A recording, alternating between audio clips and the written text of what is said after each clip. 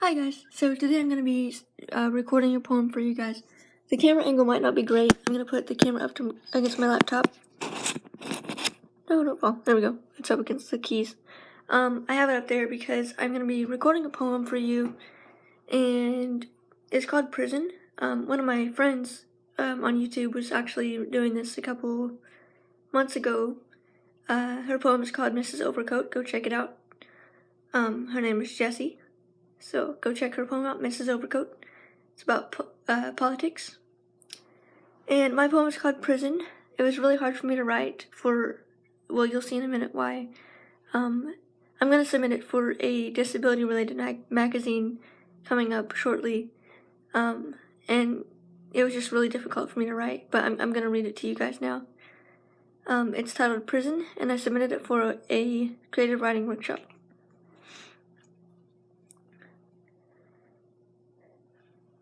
Prison.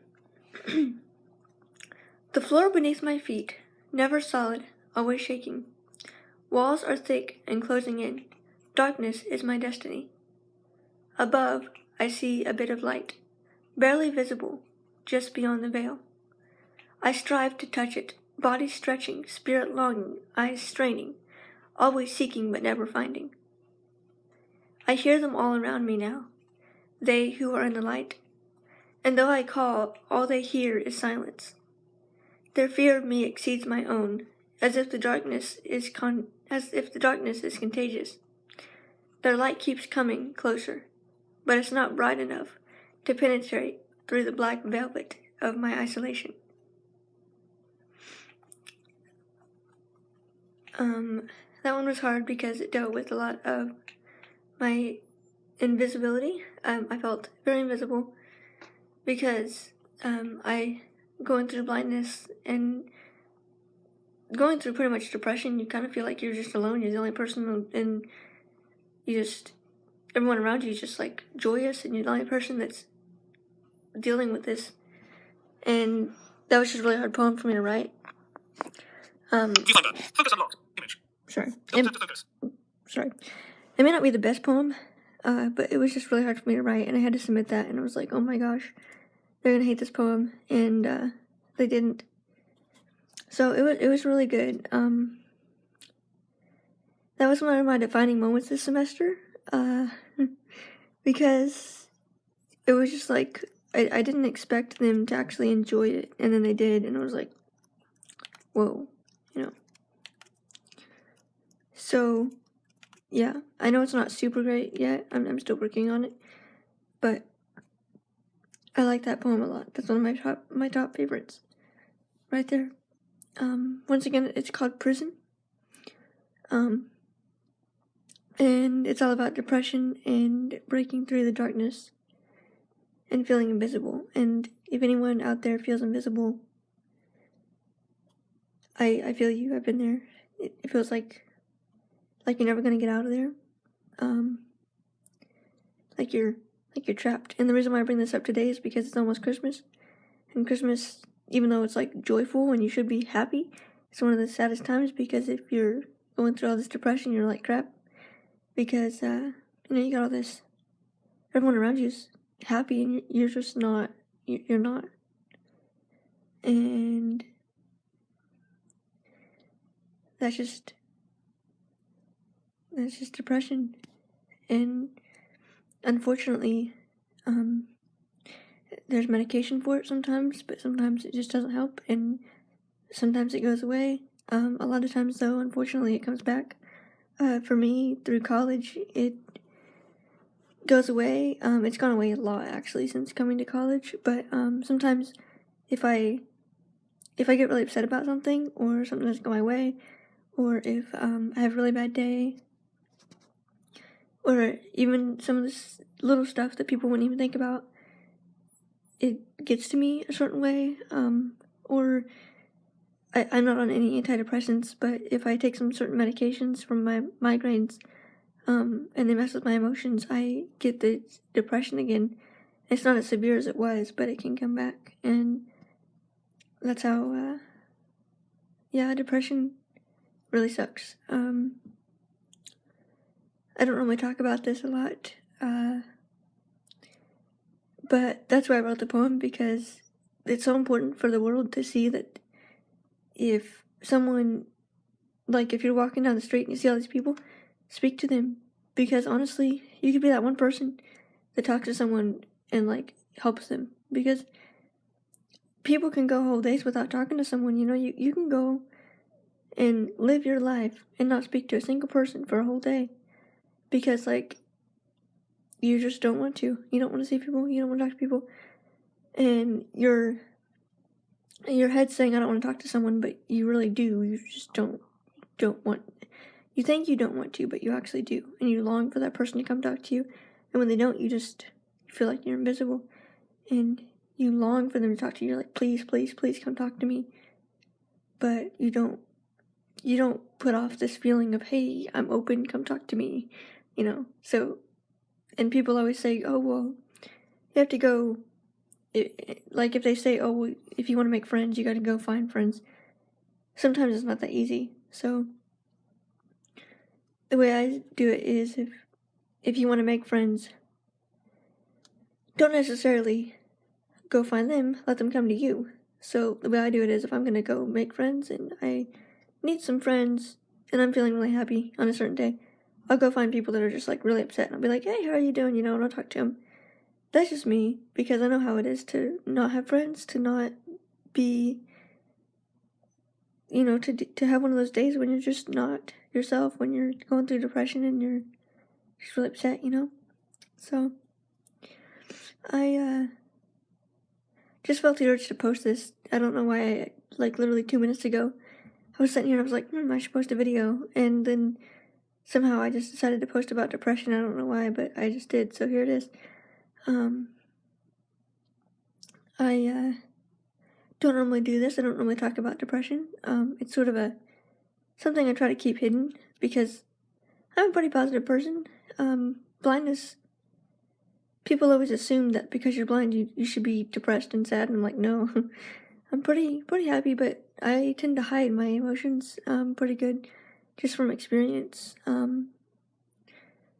I just don't tell people what I'm feeling. If I'm really upset about something, I go to some place where I'm alone, and then I cry or whatever I need to do, and then I'm okay. I come back out and I'm good, or I seem to be good, but I hide it, And depression, like you can hide your depression pretty well. At least I can. You hide it for a while and no one really notices, and it's pretty easy. Especially if you're in college, it's pretty easy to hide your depression because no one really notices. I mean, unless they're really close to you, then they notice. But if they're not, they don't notice. They don't really. I mean, no one's gonna notice you. And so, the only way I can tell you, and this sounds really crappy, it sounds like the therapist person, the only way to get rid of your depression is to go and find people and force yourself to be around people. I know that sucks because you really don't want to, but like, even if you hate it, you're like, oh, I'd rather be asleep, or I'd rather be like not doing this. Force yourself, because the more you're alone, the more you have time to think about stuff, and the more you have time to think about stuff, the more you get depressed. So don't be alone, especially in the wintertime, because the wintertime you don't have anything. You're cold and you're like, I just want to be warm. So then you get all warm and you're just like, then you're more depressed because you're cold. And so find people, don't be alone. And if you are alone, then wait for the friends to come to you, and if they don't come, then try to find friends. Like, force yourself to go somewhere. Like, go to a restaurant. Like, be that person that goes to dinner, even though it sounds super lame, but go to dinner and be that person that goes alone. And sits at a table and talks to the people next to him. He's like, hey, how you doing? Are you having a good night? Talk to him. And if they think you're weird, I mean, at least you still have friends, right? Or at least you're not alone. But and don't sit at your house. If you're going through depression, or you think you are, don't sit at your house. Go somewhere else. Like anywhere else. Go to a movie theater. Except don't watch like 13 Reasons Why or any movies with depression or suicide. Or It's a Wonderful Life, even, because even though that's good, it's also with depression and suicide. Go to go see. I mean, don't even happy people, even though that's sad because you don't want to be around happy people because you're like, I'm depressed and you're all happy. But go to like good places, you know, like a grocery store or like a pretty neutral place, you know, where you can see like happy people but also sad people, you know. But just don't be alone, because loneliness is the worst place to be if you're depressed.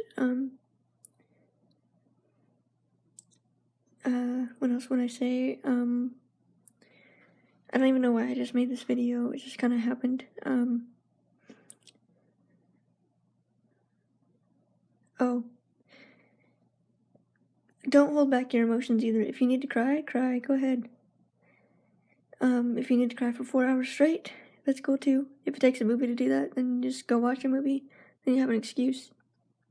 If you really need to cry, you need to go watch the movie Wonder. Then you can cry for 4 hours, and then someone will say, "What's wrong?" And you can say it's the movie instead of your depression, because there you go. So go watch that. What else would I say? They always say pets are good, so if you have a pet, or like a cat or a dog, cuddle up with your pet, because they will help you. They can't, like, physically talk to you. That'd be creepy. If your dog started talking to you, but they can, like, cuddle up with you. And they can help you with your depression. A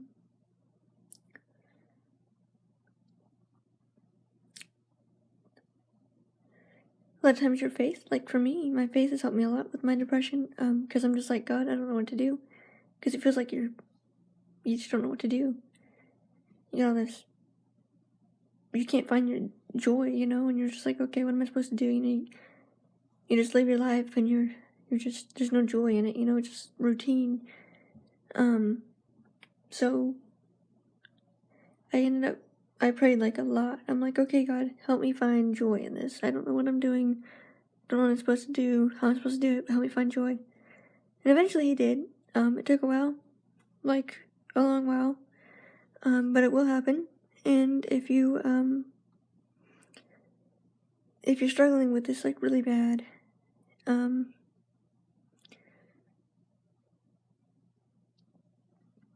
and if you're scared because people are going to think you're crazy, that's a big thing too. You're worried because you're afraid that what other people are going to think. You're worried because people are going to judge you. Chances are they've dealt with it too. They're not going to admit it. Because depression and suicide are big things that people don't want to talk about. Because, you know, they're very controversial, very big things. That's why you don't hear a lot of, like, celebrities talking about it, because they don't want their reputations getting ruined. But, you know, I'm just like, well, it's in the world, so I might as well address it, right? So, what I would say is, definitely don't hide it. If you find someone that you can trust, tell them. Because you can't keep it in, you can't hide it from everyone. It's gonna hurt you worse, because you gotta hide it from everyone, because you're nervous about what they're gonna think, and it's just way too much stress. You're putting on yourself more extra stress, and it's really heavy to carry on your own, this burden of depression. So I would say definitely find someone you can trust, and if you can't find someone, take it to God, because he should be your first option. But if he's not, then make him be your second. Eventually he'll become your first. But if you don't believe in God, then maybe it's time to think about it. Because he did not create your depression. Although maybe the reason why you're depressed is because you need to find God. I don't know. But yep, so that's my thing on depression.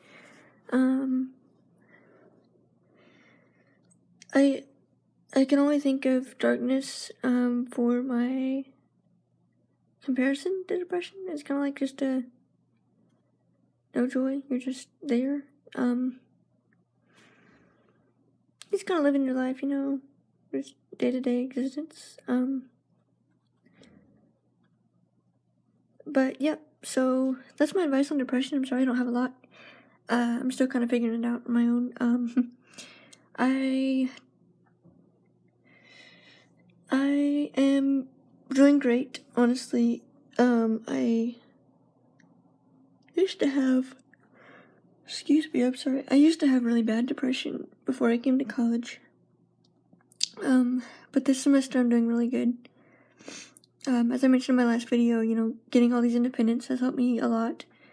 Sometimes your environment and your culture and all this plays a role on your emotional health. But for me, that definitely did. Also, my peers played a big role. My peers and my classmates and my teachers who refused to accommodate me.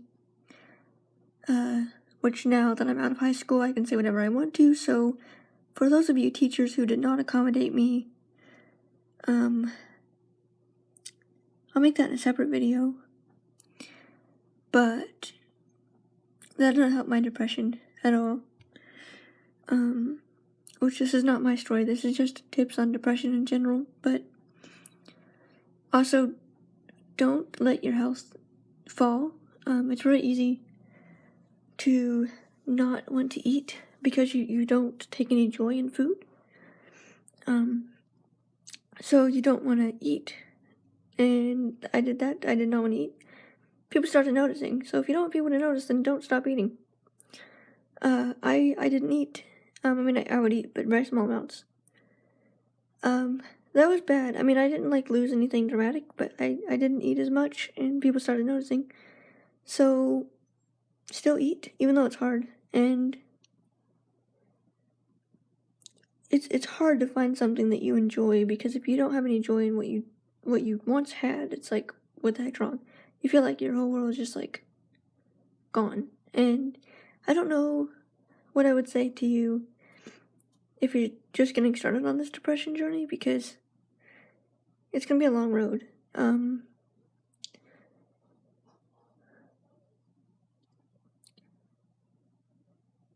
I would say just trust that you're gonna make it.